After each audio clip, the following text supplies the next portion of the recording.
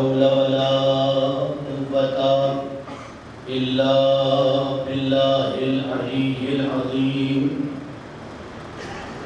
أعوذ بالله من الشيطان اللعين الرجيم. بسم الله الرحمن الرحيم.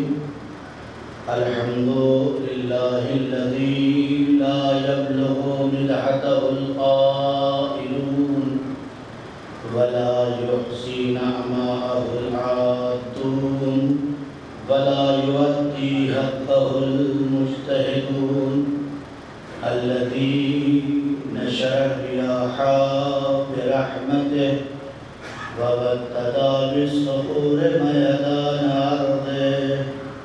ثم الصلاة والسلام وتحية والإكرام على النبي المكي المدني القرشي الهاشمي المطلبي الرسول المسدد والمصطفى الأمجد. اسمه في السماء أحمد وفي الأرض أبي القاسم محمد.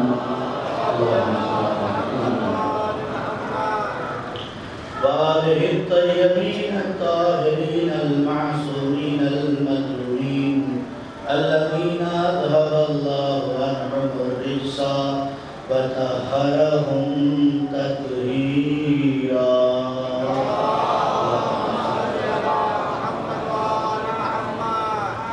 أما بعد فقد قال الله تبارك وتعالى في القرآن المجيد والفرقان الحميد وقوله الحق.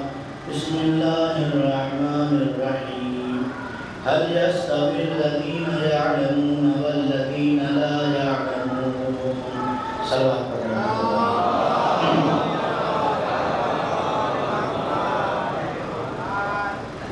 صاحب کرام اور بزرگان اور میرے دوستان عزیز، بازاران سید الشہداء عشرہ محرم کی تیسری مجلس جس کا عنوان ہے رہبری اور علم. رہبری اور علم. یہ عنوان ظاہراً دو الگ الگ عنوان دکھائی دیتے ہیں. یعنی ایک عنوان رہبری ہے اور ایک عنوان علم. ظاہراً یہ الگ الگ دو باتیں لگ رہی ہیں، لیکن اگر باطناً دیکھیں گے تو اس کے اندر ایک ہی معنی ہے، اور وہ یہ ہے کہ جہاں جہاں علم ہوگا وہیں وہیں رہبری ہوگا. جہاں جہاں علم ہوگا وہیں وہیں رہبری ہوگی. یہی وجہ ہے کہ جناب سلیمان کے پاس اللہ نے علم، مال اور طاقت تینوں چیزیں پیش کی کہ سلیمان اس میں سے جو تمہیں پسند ہو تو لے لو. جناب سلیمان نے اس میں سے علم کو پسند کیا. جناب سلیمان نے اس میں سے علم کو پسند کیا. جب علم کو پسند کیا تو اللہ نے کہا کہ اے سلیمان، جہاں جہاں علم ہوگا وہاں وہاں دولت بھی ہوگی، طاقت بھی ہوگی. صلوات پڑھتے محمد والا. یہ وہ راز ہے جو سلیمان کو سلیمان بناتا ہے. اور نبیوں کو اتنی دولت نہیں دی گئی جتنی سلیمان کو دی گئی، اور کسی نبی کو اتنی طاقت نہیں دی گئی جتنی سلیمان کو دی گئی. کیوں؟ اس لیے کہ جب سلیمان کے سامنے تین چیزیں رکھی گئی تھی، دولت، طاقت اور علم، تو سلیمان نے ان میں سے علم کو قبول کر لیا. اللہ نے آواز دی ہے میرے سلیمان، یوں تو میرے سارے نبی علم دوست تھے، لیکن چونکہ تم نے طلب کر لیا ہے تو اب مال بھی تمہارا حصہ، طاقت بھی تمہارا حصہ. مال ایسا ہوگا کہ تمہارے دربار میں رہنے والا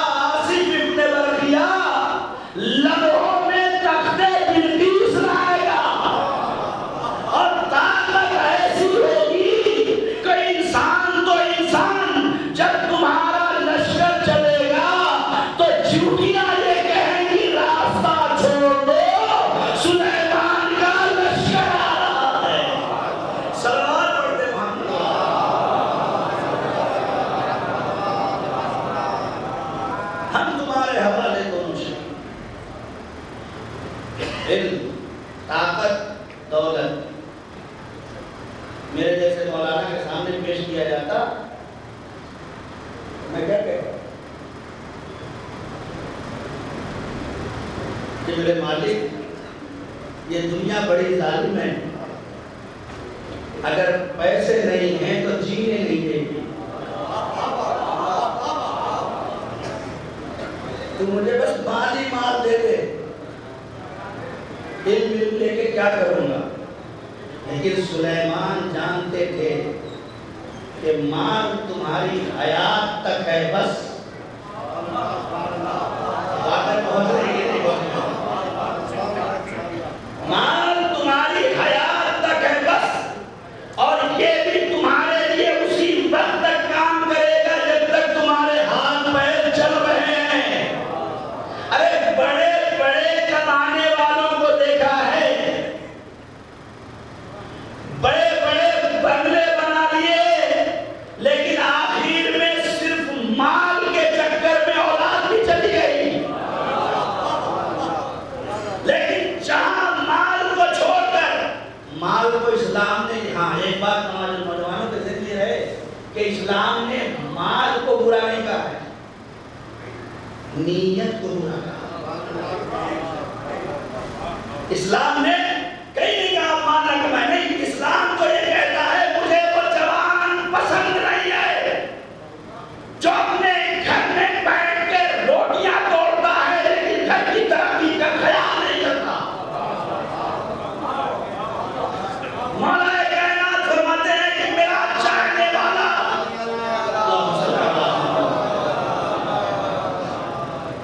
میرا چاہنے والا ممکن ہی نہیں ہے کہ گھر کے اندر غربت کا تصور پایا جائے اور یہ جد و جہد نہ کر رہا ہو۔ جب دوسرے جملوں میں مولا فرماتے ہیں کہ اگر غربت اپنے کمال پہ پہنچ جائے گی تو چاہے جتنا بڑا مومن ہو کافر ہو جائے گا، اس لیے کہ غربت کفر تک لے جاتی ہے۔ کہیں نہیں کہ شریعت کوئی دین کوئی اسلام نہیں ہے کہ تم مال نہ کماؤ، نہیں، مال کماؤ، شاید 9 سال پہلے میں یہ بات پڑھ چکا ہوں کہ مال خوب کماؤ۔ ذکر فإن ذکر تنفع المؤمنین نے میرے پیغمبر بار بار وہی بات کہو تاکہ دلوں میں اتر جائے۔ بخار چڑھتا چڑھتا ہے تو ڈاکٹر کے پاس جاتے ہیں تو ہر بار الگ دوا نہیں لکھتا، نسخہ وہی ہوتا ہے نا، تو وہی بات کہہ کے آگے بڑھ جاؤں کہ مال خوب کماؤ، کمانے کے لیے مشکل نہیں ہے، بس کماتے وقت یہ خیال رکھنا کہ تمہیں اپنے لیے نہیں کمانا ہے، اپنی نسل کے لیے کمانا ہے نا، اپنے لیے نہیں، اپنی نسل کے لیے کمانا ہے۔ لہذا کماتے وقت بس اتنا خیال رکھنا کہ حلال ہے یا حرام ہے۔ میں نے اس دن کی بات کہی تھی کہ 10 لاکھ کی حرام کی گاڑی میں بیٹھنے سے اچھا ہے کہ 40,000 کی موٹر سائیکل سے چلو، اس میں بہت عزت ہے، خدا کی قسم بہت عزت ہے۔ 10 لاکھ کی حرام کی گاڑی میں اپنے بچوں کی اے سی کی ہوا کھلا کے انہیں معاشرے میں فسادی بنا رہے ہو، اس لیے کہ جب رزق حلال دہن سے اتر کر وجود میں خون نہیں بنے گا تو اس زبان میں عدالت کا احترام کہاں سے آئے گا؟ ممکن ہی نہیں ہے کہ جوانوں میں احترام کا پہلو پیدا ہو جائے۔ ارے جب حسین کے سامنے کھڑے ہوئے لوگوں سے حسین کہتے ہیں کیا میں تمہارا اچھا امام نہیں تھا؟ امام نے کیا کہا کہ میرے جیسے امام کی آواز ان کے ضمیر تک اس لیے نہیں پہنچ رہی ہے کہ ان کے پیٹ حرام سے بھرے۔ سلام پڑھ دیں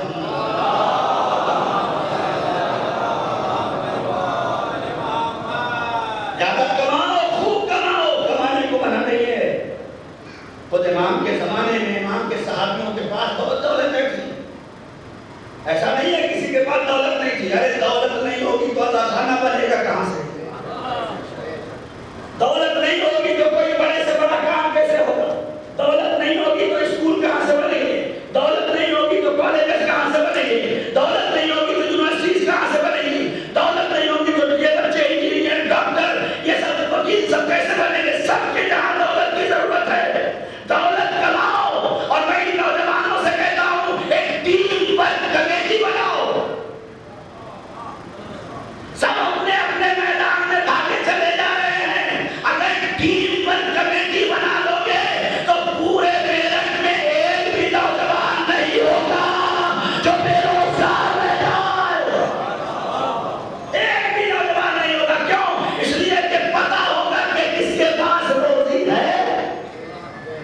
کس کے پاس روزی نہیں. کام کرو، محنت کرو، ضروری نہیں ہے کہ صرف مجلس اچھی کر لو، نہیں.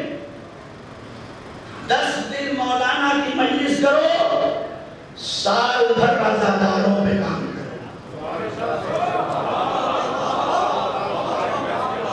10 دن مجلس کرو مولانا کی فرشتہ پہ آگے.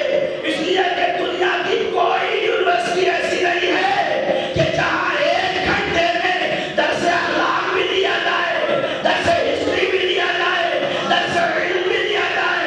یہ تو صرف حسین کا صدقہ ہے کہ مجلس حسین کی ہے، ذکر توحید کا ہے، مجلس حسین کی ہے، ذکر نبوت کا ہے، مجلس حسین کی ہے، ذکر دعوت کا ہے، مجلس حسین کی ہے، ذکر اصول دین کا ہے، مجلس حسین کی ہے، ذکر فروع دین کی ہے، مجلس حسین کی ہے، ذکر علم کا ہے، مجلس حسین کی ہے، ذکر کیمسٹری کا ہے، مجلس حسین کی ہے، ذکر سائنس کا ہے، مجلس حسین کی ہے، ذکر انسانیت کا ہے، مجلس حسین کی ہے. سارے علوم جہاں سے ایک ساتھ پڑھ رہے ہو اسے مجلس حسین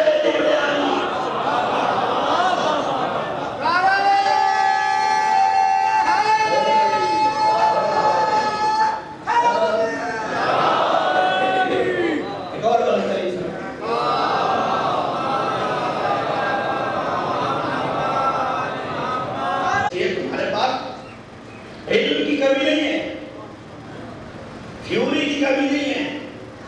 میں نوجوانوں کے لیے کہہ دوں، آپ کے پاس تھیوری کی کمی نہیں ہے. ہماری مشکل ہے پریکٹیکل لائف میں ہم نہیں کرتے.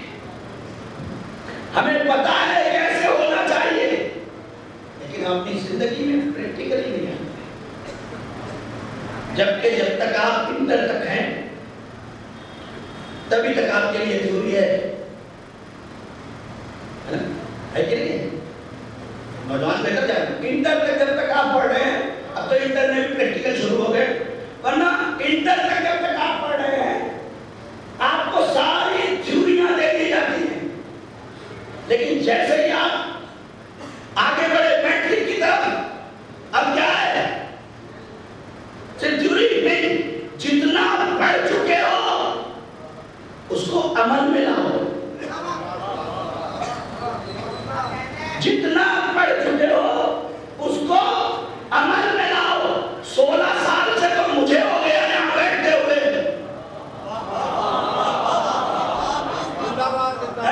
16 سال کی تاریخ میں تھیوری کا سسٹم ختم ہو چکا. اب پریکٹیکل کی زندگی ہے تو تمہارے پاس علم کی کمی نہیں ہے. 200 سال پہلے تاریخ ہندوستان اٹھا کے دیکھ لو. زیادہ دور کی بات نہیں کرتا، صرف 200 سال پہلے کی بات کر رہا ہوں. اسی ہندوستان میں کوئی ایسا بڑا محکمہ نہیں ہوتا تھا جہاں مجبور ہو کے کسی شیعہ کو نہ لایا جاتا ہو. بات نہیں پہنچی میری. جہاں مجبور ہو کر کسی شیعہ کو نہ لایا جاتا ہو. کیوں؟ اس لیے کہ 200 سال پہلے کہ شیعہ وہ تھے جو سماج کی ضرورت بن کے بیٹھے ہوئے تھے. 200 سال پہلے کہ شیعہ سماج میں لوگوں کی ضرورت بن کے بیٹھے ہوئے تھے.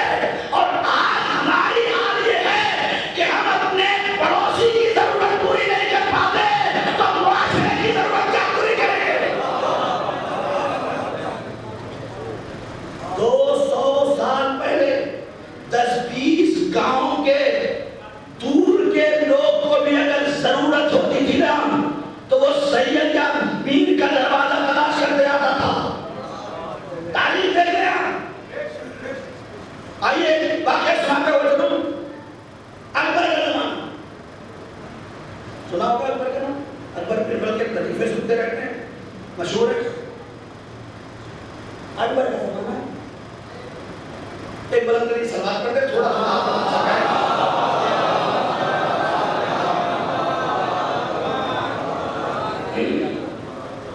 ایک اور بلند ترین حضرت اعلیٰ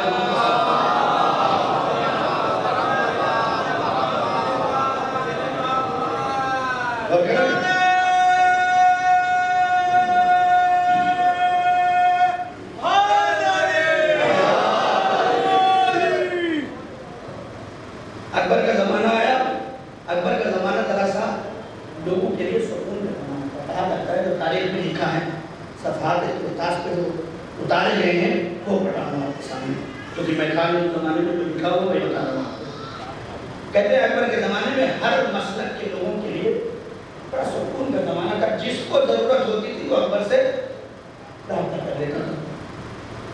لیکن اکبر کے دربار میں بڑی مشکل آ گئی تھی. وہ مشکل کیا تھی؟ کہتے ہیں کہ جب ہر مسلک کا آدمی آ کے اکبر کے دربار میں اپنا فقہی مسئلہ پوچھتا تھا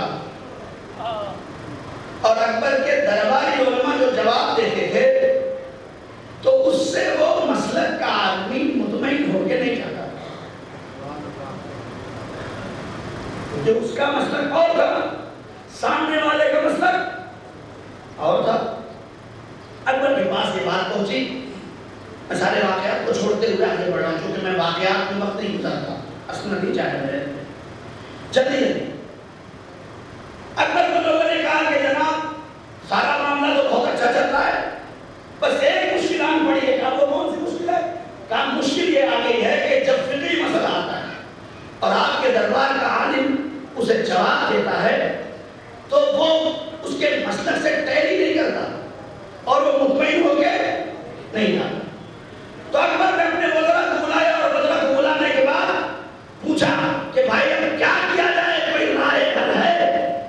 ایک ایسا قاضی القضات تلاش کیا جائے کہ جو ہر مسلک کا جواب اس کے مسلک سے دے دے. اکبر نے ہندوستان میں نگاہ کی، کوئی نظر ہی نہیں ہے. لکھا ہے کہ کسی نے اسے مشورہ دیا کہ ایران چلے جاؤ. کہاں چلے جاؤ؟ ایران چلے جاؤ. اکبر ایران چلا گیا. ایران گیا، بادشاہ ایران سے ملاقات کی اور بادشاہ ایران نے ایک شخص سے اکبر کی ملاقات کی جسے قاضی نور اللہ شوستری کہا جاتا ہے. صلوات محمد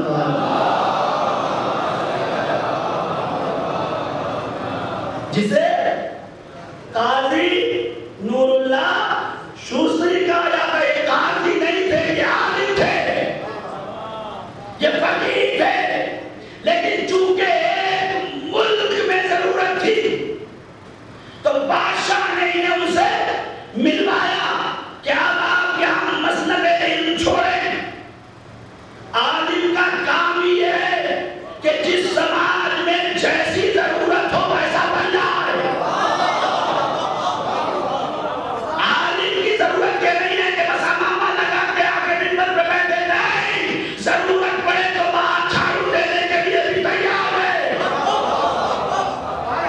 اگر واقعی عالم ہے تو اس کی ذمہ داری ہے. قائد سے ملاقات کرو. ملاقات کیا. اکبر نے کہا کہ ہمارے یہاں ایسی ایسی مشکل پیش آئی ہے اور اس کا حل چاہیے. قاضی صاحب نے اکبر کو دیکھا، آواز دی، تم لے چلو گے مجھے؟ کہا لیکن میری ایک شرط ہے. میری ایک شرط ہے، اگر اس شرط کو تم نے مان لیا تب تو میں چلوں گا. علم ہے علم، بادشاہ سے بھی شرط منانا.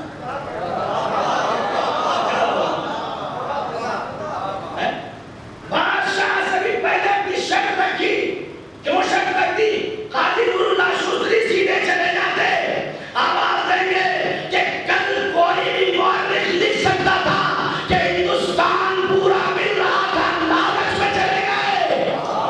اللہ اکبر، پورا ہندوستان کی قضاوت مل رہی تھی، لالچ میں چلے گئے. میں پہلے اپنے دین کی شرط رکھ دوں تاکہ پتہ چل جائے دین کی راہ میں جانا اور ہے، باپ کی راہ میں جانا اور ہے. شرط کیا ہے؟ کا شرط یہ ہے کہ تیری مشکل تو میرے لیے چٹکیوں میں آسان ہے. تیری مشکل تو ہمارے یہاں چٹکیوں میں آسان ہے، اس لیے کہ ہمارے مدرسوں میں سب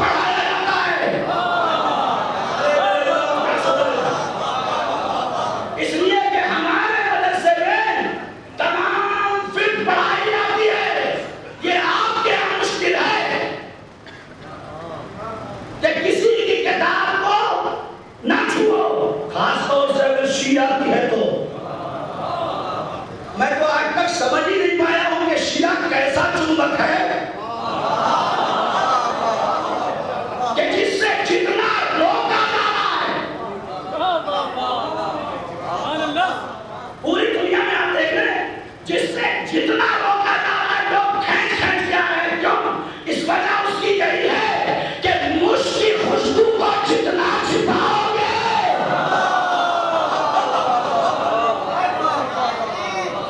یہ اتنا زور مار کے باہر آئے.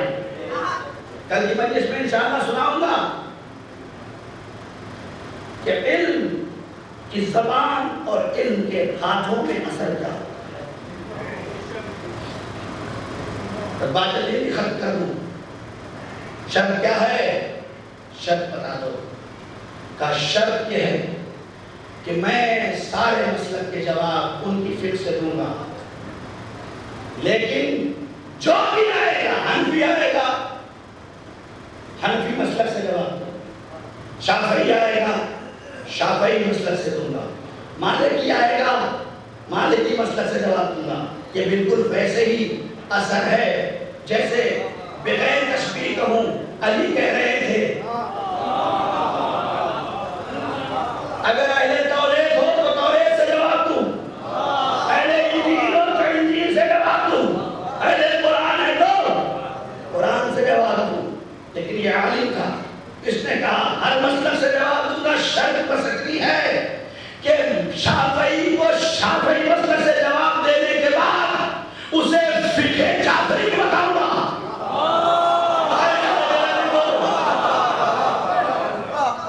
میں اسے شافعی مسلک سے جواب دینے کے بعد اسے فقہ جعفری بتاؤں گا.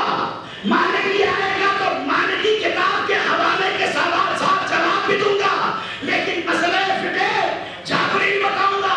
حنبلی آئے گا تو حنبلی کی کتاب سے جواب دوں گا، لیکن فقہ جعفری بتاؤں گا. کہنے لگے کہ یہ کیا ماجرا ہے، کیوں ایسا کر رہے ہو؟ کہا اللہ نے انسان کو آزاد چھوڑا ہے. بادشاہ نے پہنچا نہیں پایا، اللہ نے ہر انسان کو آزاد چھوڑا ہے. میں اسے دونوں آپشن دوں گا، جس عقل میں جو اتر جائے. یہ تمہارے اوپر فیصلہ ہے. تمہارے عقل میں اگر یہ اترے تو اسے مان دینا، وہ اترے تو اسے مان لینا. کہتے ہیں قادری نور اللہ شوسری کے آنے کے بعد لوگ جوگ در جوگ مسلک جعفریہ میں داخل ہونے لگے اور کہنے لگے کوئی ایسی فکر نہیں ہے جیسی فکر جعفریہ ہے. سلام پڑھتے رہو.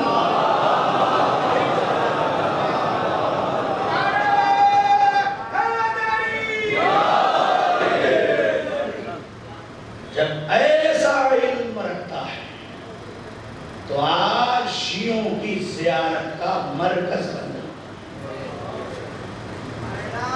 کون ہے وہ؟ آگرہ میں شہید ثالث. یہ شہید ثالث کبھی سوچئے گا، شہید اول نہیں ہے، شہید ثانی نہیں ہے، یہ شہید ثالث ہے. یہ عربی کی گنتی ہے. شہید اول یعنی پہلا شہید، شہید ثانی یعنی دوسرا شہید، شہید ثالث یعنی تیسرا شہید. میں سارے شہید کو بیان نہیں کر سکتا، بس ایک جملہ کہہ کے آپ کو آگے بڑھ جاؤں. جس کے یہاں شہید ثالث کا عالم یہ ہو، جس کے یہاں شہید ثالث کا عالم یہ ہو، اس کے شہید ثانی کا کیا مرتبہ ہوگا؟ جس کے یہاں شہید ثانی کا یہ مرتبہ ہو، اس کے یہاں شہید اول کا مرتبہ کیا ہوگا؟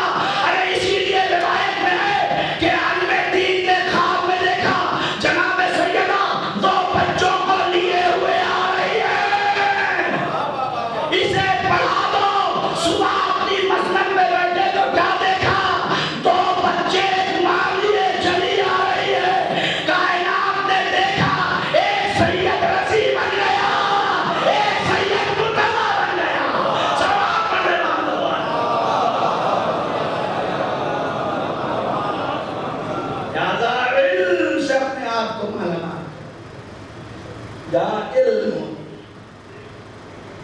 گھروں میں غربت شاید اسی لیے ہے کہ ابھی علم کی کمی ہے۔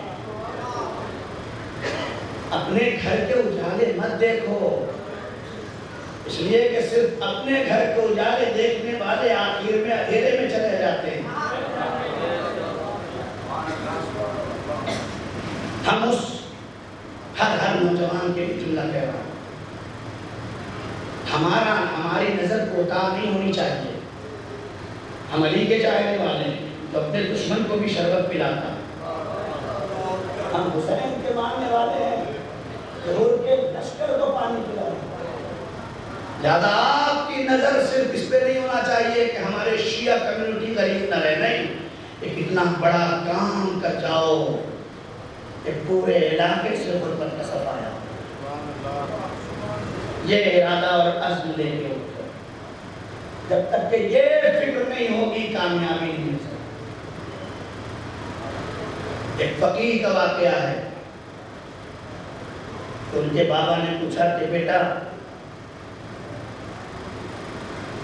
کیا بننے کی خواہش کی تھی؟ تو اس نے کہا کہ میں سید خوئی بننے کی خواہش کر کے اٹھا تھا، تب جا کے علامہ بنا۔ سمجھے؟ جب کسی بڑے کو آئیڈیل بناؤ گے تب کہیں جا کے کسی منزل پہ پہنچو، لیکن یہ ٹیم ورک کا کام ہے۔ میں پھر بار بار یہ بات کہہ رہا ہوں، جو ڈاکٹرز ہیں وہ آپس میں، ہمارے یہاں تو ایک ڈاکٹر ہوا دوسرا ڈاکٹر ہوا تو ایک دوسرے کو سلام کرنا چھوڑ دے، کون سا دین ہے یہ؟ تو دین دور کی بات ہے، انسانیت سے گری بات ہے۔ اللہ نے اگر یہ موقع فراہم کیا ہے کہ دو ایک کمیونٹی کے ایک مقام پہ پہنچ گئے ہو تو ڈسکس کر کے اور آگے بڑھو۔ وہ سارے راستے مل کے تلاش کرو کہ تم ایک منزل پہ ٹھہرے نہ رہو۔ شیعہ اسے نہیں کہتے کہ 15,000 کی نوکری مل گئی تو بس اب تو میری زندگی گزر جائے گی، نہیں، تمہارا منزل بہت آگے ہے، بہت آگے، ہم سوچ ہی نہیں سکتے۔ اور یہ بھی بتا دوں کہ اپنی زندگی میں جو کرنا ہے وہ کر کے جائیں۔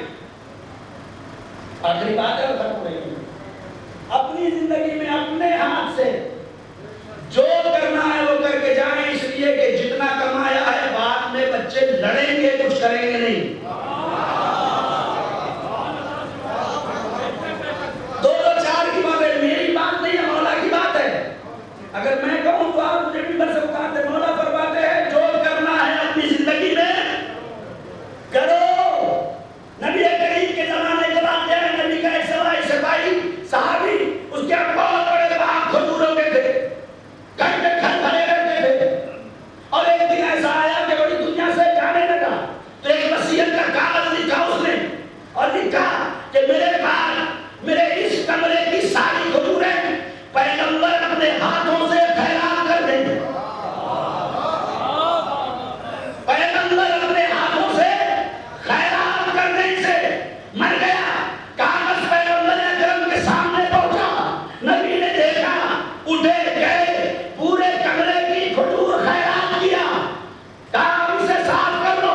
صاف کرنے لگے تو جب صاف کرنے والے نے دروازہ ہٹایا تو اس کے پیچھے سے ایک کھجور نکلی، لے کے آیا پیغمبر اکرم، یہ کھجور رہ گئی، نبی نے اسے ہاتھوں میں لیا، سارے صحابی کی طرف دیکھ کے بس ایک جملہ کہا، اے کاش یہ ایک کھجور اپنی زندگی میں خیرات کرے گا۔ تو یہ سارے قبروں کی کھجوروں سے بہتر تھا کہ وہ اپنی زندگی میں ایک کھجور خیرات کر کے جائے۔ اللہ اکبر۔ بس میرے عزیزو، علم روشنی عطا کرتا ہے، علم اطاعت عطا کرتا ہے،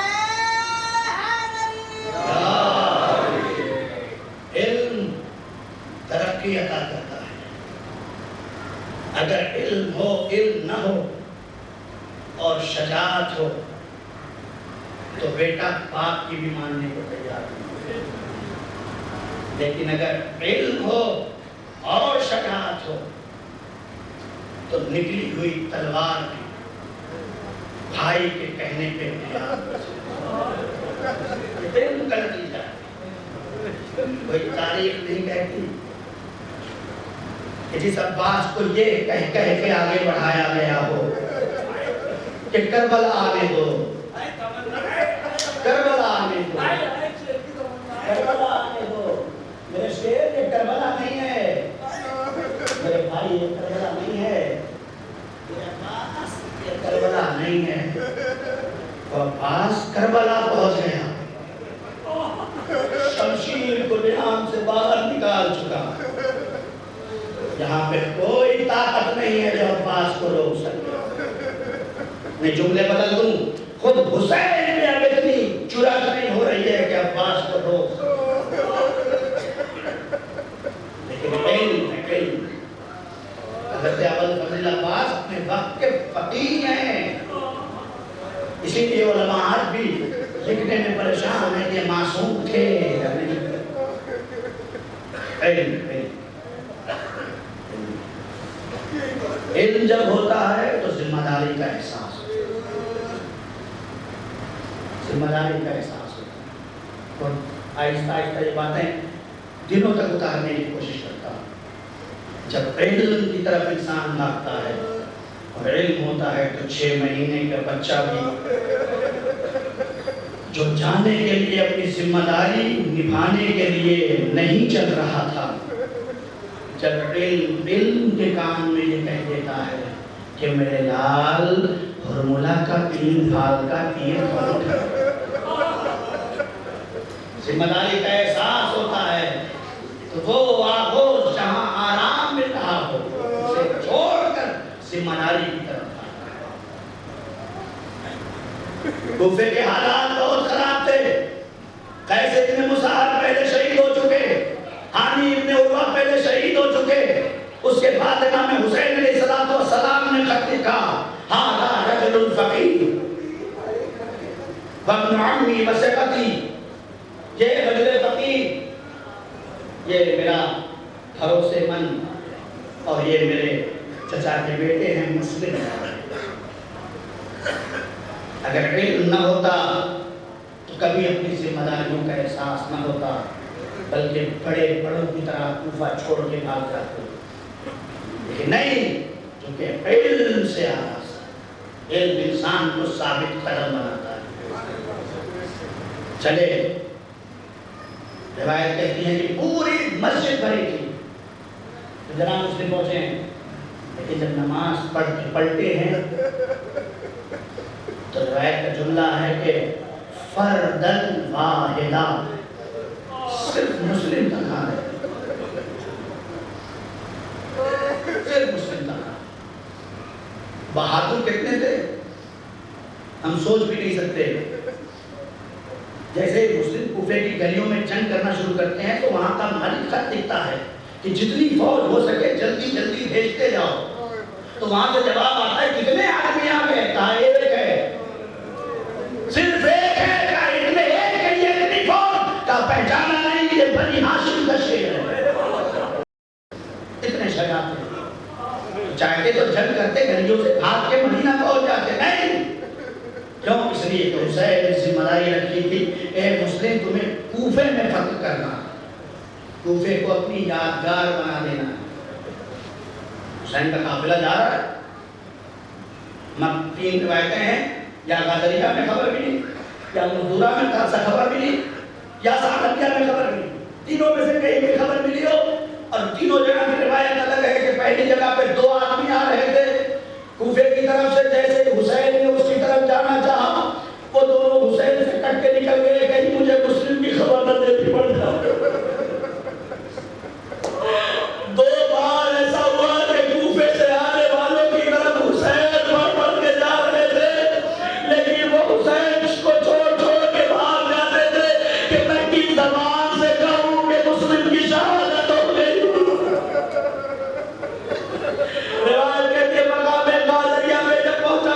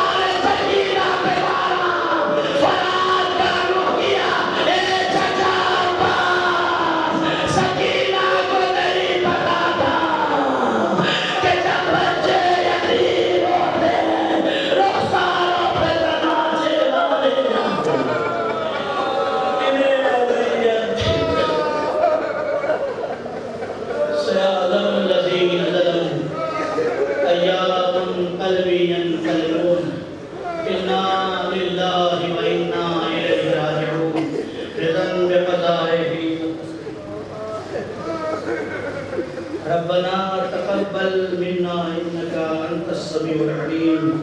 پروردگار تجھے محمد و آل محمد کا واسطہ، اس مجلس حسین کا واسطہ، مہدر حسین کا واسطہ، وارث حسین کا واسطہ، امام زمانہ کے ظہور میں تعجیل فرما، ہمیں ان کے اعوان و انصار میں شمار فرما۔ میرے اللہ ہم سب کو زیور علم سے آراستہ فرما۔